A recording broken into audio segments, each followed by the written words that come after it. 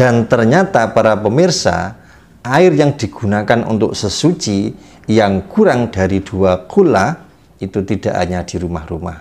Di beberapa tempat ibadah kita juga masih menjumpai air yang digunakan ini bak penampung untuk wijik kaki itu ya.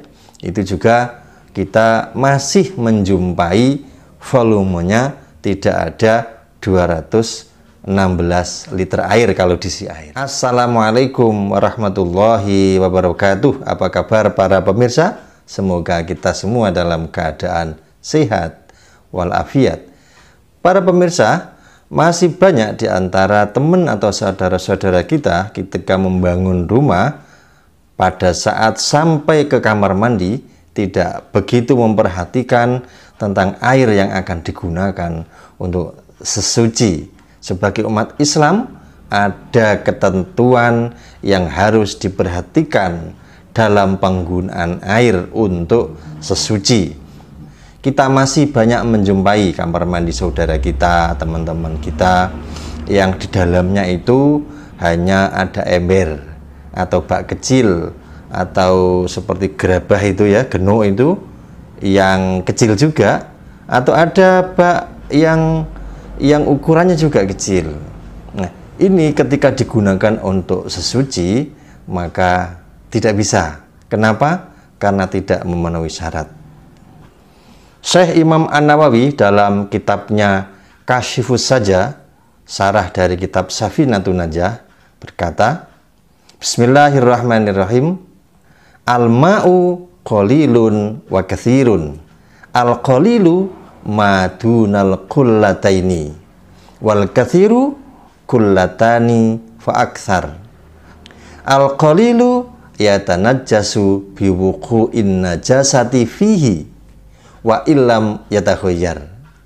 Wal ma'ul katsir la yatanajjasu illa idza taghayyara ta'muhu au launuhu au rihuhu. Artinya, air itu dalam fikih dibagi menjadi 2, air sedikit dan air banyak. Air sedikit itu adalah air yang kurang dari 2 kula. Sedangkan air yang banyak itu ada 2 kula atau lebih. Air yang sedikit akan menjadi najis ketika di dalam air itu kejatuhan sesuatu yang najis di dalamnya meskipun tidak berubah, baik warna, rasa maupun baunya.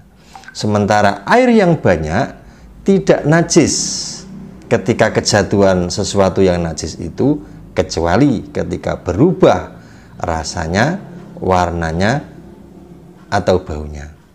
Persoalannya adalah kullatain atau 2 kulah menurut fikih itu dalam ukuran di Indonesia itu berapa liter? Menurut para ahli fikih, ukuran dalam liter Indonesia 2 kulah itu adalah 216 liter minimal ya, minimal. Kalau kita membuat kolah itu ya, tempat air itu 60 panjang kali 60 lebar kali 60 tinggi, volume di dalam bak ini, kolah ini adalah 60 kali 60 kali 60. Tentu saja di antara kita tidak mesti ketika membuat kolah atau bak itu persegi ya, 60 kali 60 kali 60. Lalu ukurannya yang penting adalah dalam liter itu 216 minimal ya. Namun tentu saja kolah itu tidak selamanya full penuh dengan air. Maka ketika kita membuat kolah atau bak mandi atau tempat air itu harus berisi lebih dari 216 liter. Contohnya saya sendiri ketika membangun rumah, membuat bak mandi itu sudah saya setting sedemikian rupa sehingga kolah ini ketika digunakan untuk bersuci, meskipun berkurang airnya tidak penuh, tetap masih memenuhi standar minimal 2 kula. Kita lihat kolah atau bak mandi di rumah saya. Nanti bisa untuk acuan membuat kolah di rumah masing-masing.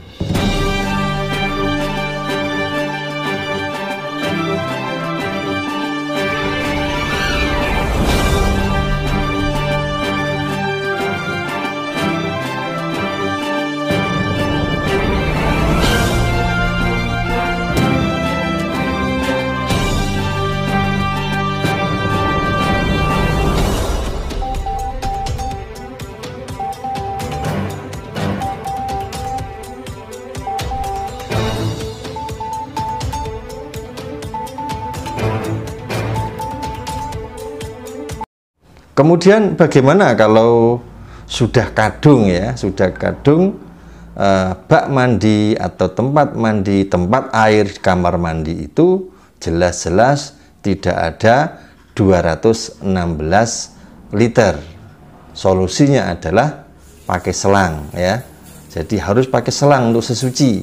Sesuci itu bisa sesuci dari hadas kecil, bisa sesuci dari hadas besar. Nah, kalau tempat air itu tidak ada 216 liter, maka solusinya tadi harus dengan selang. Ini harus diperhatikan para pemirsa agar apa? Agar suci yang menjadi prasyarat kita beribadah itu terpenuhi. Kalau prasyarat dari ibadah suci itu terpenuhi, insya Allah ibadah kita akan diterima oleh Allah Subhanahu wa ta'ala. Oleh karena itu para pemirsa, kita harus merubah mindset, tidak lagi estetika atau keindahan, tetapi yang terpenting adalah apakah air yang akan kita butuhkan untuk sesuci itu terpenuhi atau tidak secara fikih. Jangan hanya memikirkan sesuatu yang tidak penting, hal yang penting ini justru diabaikan. Dan ternyata para pemirsa, air yang digunakan untuk sesuci yang kurang dari 2 kula itu tidak hanya di rumah-rumah. Di beberapa tempat ibadah kita juga masih menjumpai air yang digunakan ini bak penampung untuk wijik kaki itu ya. Itu juga kita masih menjumpai volumenya tidak ada 216 liter air kalau diisi air. Oleh karena itu, kalau kita menjumpai seperti itu, kita sebagai umat Islam, kita harus menyampaikan kepada takmirnya, baik masjid atau musola, agar penampung air itu diluaskan volumenya, sehingga untuk membersihkan dan mensucikan kaki yang kotor itu aman. Demikian para pemirsa, semoga bermanfaat. Walafu minkum. Wassalamualaikum warahmatullahi wabarakatuh.